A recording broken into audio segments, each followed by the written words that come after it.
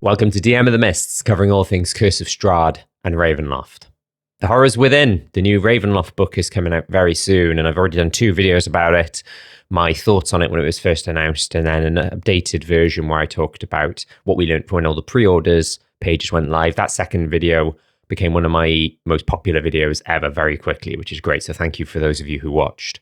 Last year, when they announced Curse of Strahd, the Ravenloft novel, I did a similar sort of thing. I did like an initial thoughts video, and then I did review videos when it came out. And in the initial thoughts video, I had 4 predictions about what might be in the novel. And it turned out I got all 4 of them pretty much right. And it left me feeling very smug. I thought I'd try that again, but less confident this time. Some of these theories and predictions are very wild, and I'm not sure if all of them will come off, but I think it'll be fun to, when I do an overview of the Horrors Within video after it comes out and look back at these, I think it'd be quite funny to see how many I got right and how many I got wrong. If you're new to the channel, hello, my name is Steve, this is DM of the Mists. I'm a D&D YouTuber, but I only cover Curse of Strahd and Ravenloft, based on my experiences playing and then running Curse of Strahd, and then a years-long wider Ravenloft campaign with my players. I anticipate a lot of the Horrors Within videos coming out soon when it comes out in June, so please subscribe if you haven't already. I originally had 7 predictions, but one of them got quashed in the last day or so with some new news that came out. So I'm going to start with that one first. So prediction 0, which doesn't actually count, when it got announced that Cthulhu and Innsmouth were going to be added to Ravenloft, my thought was, what if Cthulhu isn't a Darklord? So for those of you who don't know Ravenloft, every main villain, such as Strahd and Lord Soth, is a Darklord of their own domain, which is like their own prison. And so people instinctively thought, well, Cthulhu's the Darklord of Innsmouth.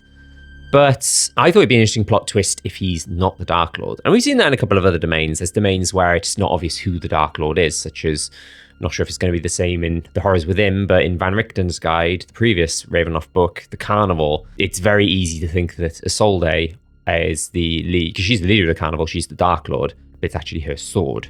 I landed on this theory because on the D&D Beyond page for pre-ordering, it mentioned a list of Darklords. It's like, oh, here's 17 Darklords, including Lord Soth and Strahd, but it didn't mention Cthulhu.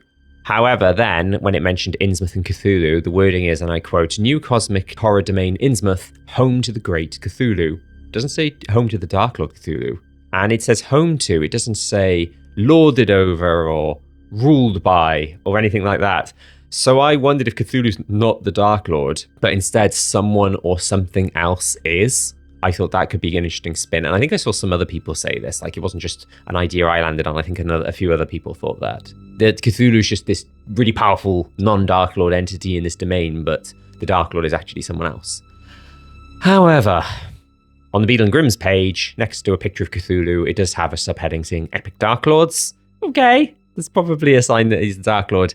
And then in a very recent D&D Beyond post, because they put out on D&D Beyond a few posts about the Horrors Within the last few days, it says, and I quote, every domain of dread exists to torment a Darklord. You may have even heard tell of such villains. Count Strahd von Zorevich, Lord Soth, Cthulhu.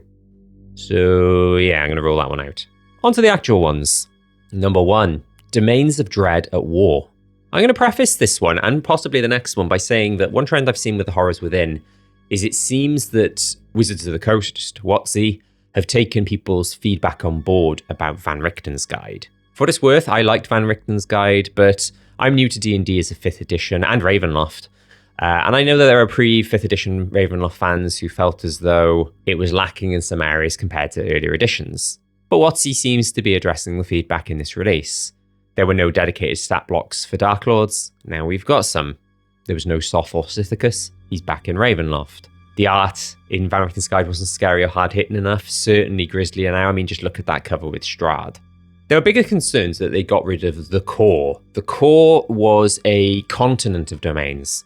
The idea being that domains were sort of pieced together and bordered, and people could cross into domains more easily. And what people liked about the core is it felt like a more connected, lived-in setting than what they did in 5e, which was that all the domains are kind of separate and closed off from one another. You can travel from Barovia to Forlorn, for example, but not literally just hop over a borderline. You've got to still travel hours through the mists.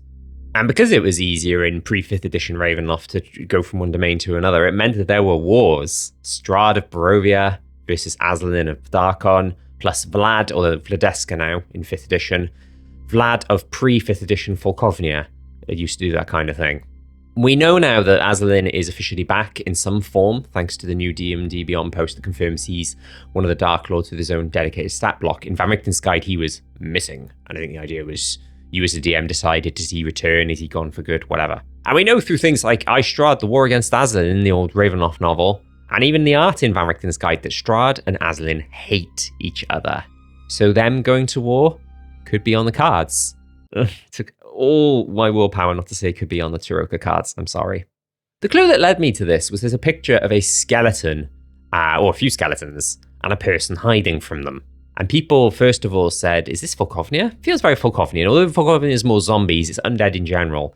And these look like, a place overrunning with undead that seem to be killing people. But since then, we've learned that this monster is actually a new monster called Strahd Skeleton. And it's actually got the Von Zorovich insignia on its shield. So what if this is Strahd sending out his minions to take over other domains? Could be a possible adventure or campaign hook they're going to mention in the book. And even if it's still the Van Richten's Guide missed travel rules and there's still no core, perhaps Dark Lords are waging war anyway.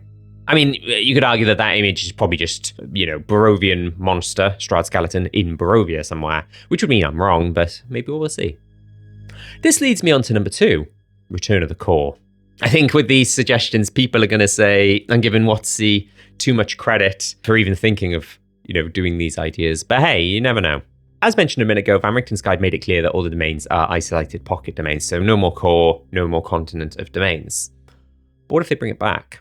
Not necessarily as a retcon, but sort of as if to say the domains are isolated, but they are laid out in a way. So they're basically adding to what's in Van Richten's Guide. Yes, all the domains are isolated, but they can be pieced together somewhere in the mist. It's actually what I've been doing in my game using this 5e core map that someone made and put on Reddit. I still use the mist travel and mist talisman rules from Van Richten's Guide, but if my players travel from a domain to a bordered domain, time travel and the distance is halved. And the reason for this one was, for me thinking about this one, was on Beadle and Grimm's page, it talks about area maps. It talks about 3 area maps in addition to Domain of Dread maps. The wording here is a bit weird. It seems to suggest they're maps of Duhanar Estate, that's Damonlu, Nedrugard Keep, that's Sithicus, and Shadowborn Manor of the Shadowlands. But I wondered if it was a typo of sorts, and it means maps that feature these. One could be the Core, one could be the Sea of Sorrows, and then another one maybe, Islands of Terror? I got a feeling I'm wrong about this one, but I guess we'll see. It might also be the case that it's not the Horrors Within thing, but it's only in the Beadle and Grimm's release as a Beadle and Grimm's exclusive, and that doesn't ship until July. So it might be the case if I'm wrong in June when Horrors Within comes out, but then right in July when Beadle and Grimm's does. Number 3, Darklord bases as Bastions. I didn't mention this in my video when I talked about the pre-order pages, but on the D&D Beyond page in the product details section, it says there's 8 Bastion facilities.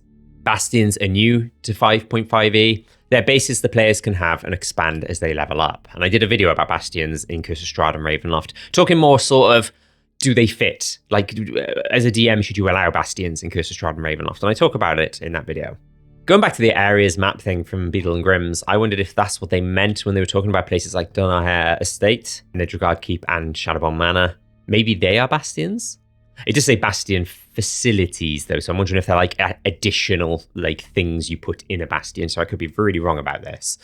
But if they are actually dedicated Bastions, the idea that you defeat a Darklord and claim their home for your own, I think that would be really cool. Although it could be interesting when the Darklord then inevitably returns. Soth reappears and is like, what have you done with the place? Could be that there are other places, Van Richten's shop, stuff like that. I think that probably makes more sense and fits better. Places less Darklordy, for lack of a better phrase. But imagine making Nedrugard Keep your Bastion. That'd be so cool, even if this guy disagrees. Number 4, 5.5e Curse of Strahd monsters. So a lot of folks are surprised that Curse of Strahd hasn't simply had a 5.5e update.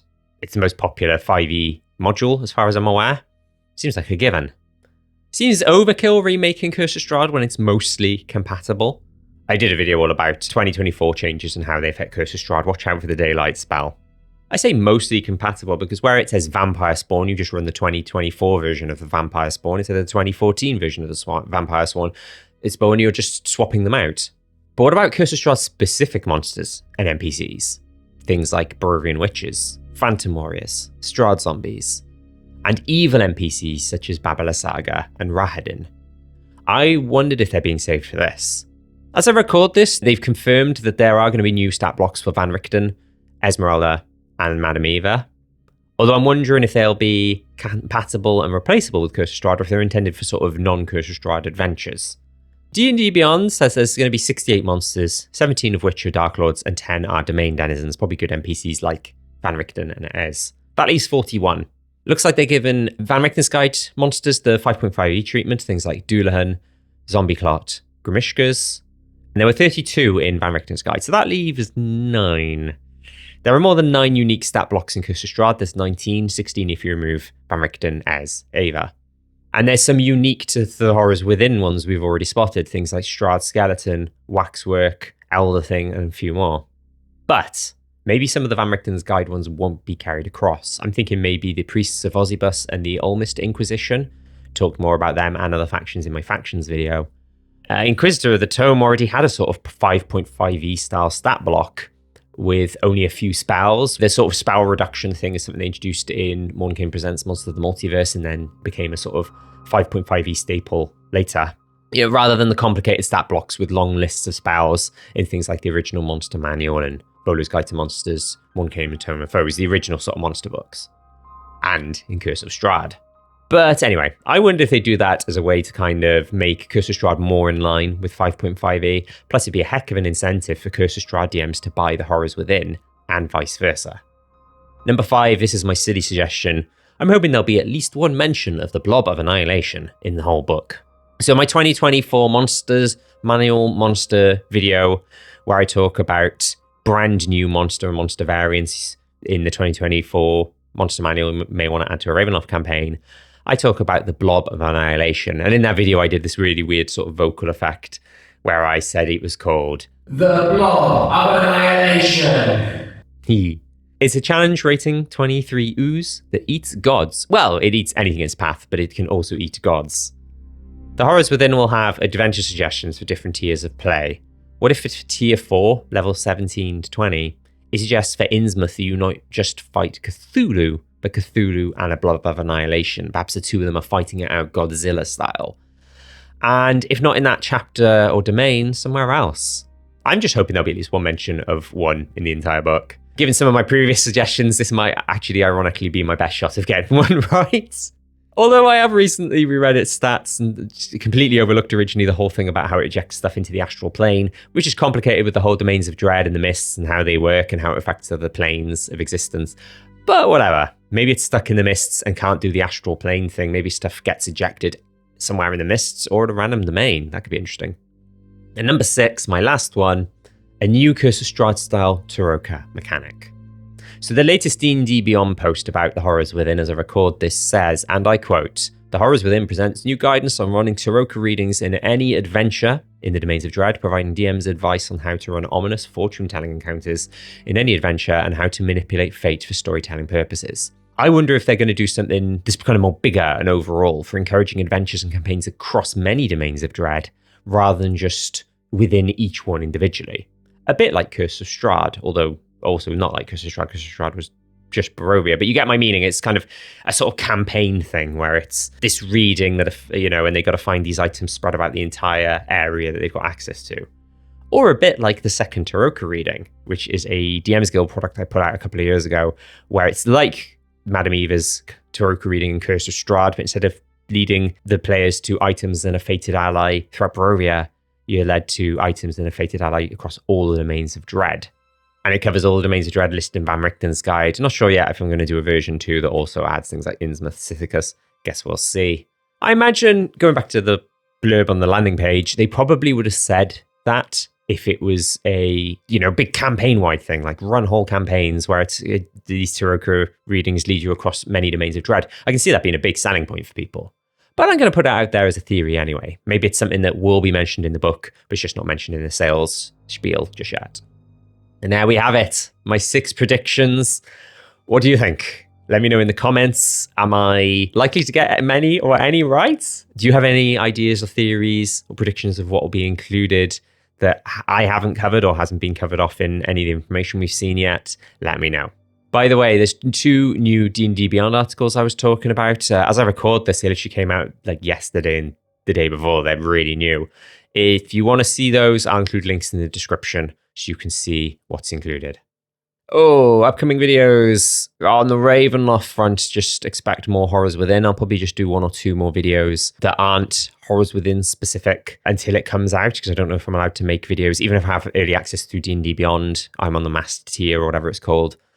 And I think I get early access. I don't think I'm allowed to put out videos until the date it comes out, the 16th. So I might just get a few videos ready. But yeah, expect more Curse of Strahd videos, expect more Ravenloft videos. I'll try and do some Curse of Strahd videos that tie in, or videos that overlap. So like Horrors Within stuff that can help Curse of Strahd, or that are kind of applicable to both. Guess we'll see.